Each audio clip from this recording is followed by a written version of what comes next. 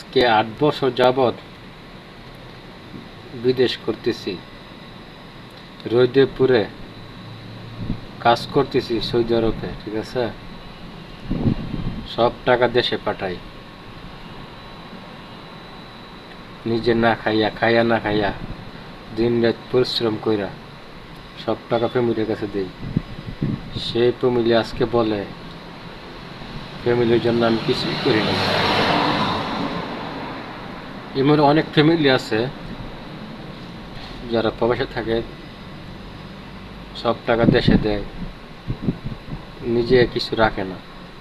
তা আমি সেই ফ্যামিলির কাছ সেই প্রবাসী ভাইদের কাছকে বলবো অন্তত নিজে কিছু করেন, ঠিক আছে। নিজের কাছে কিছু রাখেন, সব টাকা দিয়েন না।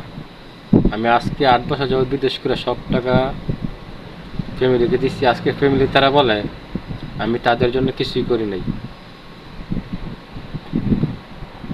তো সবাই সাবধান হয়ে যান, সবাই দেন, এমন না দিয়েন না, সবাই কম বেশি দেন, ঠিক আছে।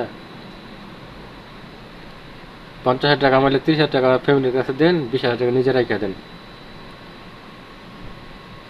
তাহলে আপনাদের ভালো হবে। আর না হলে কিছুই পাইবেন না, ঠিক আছে,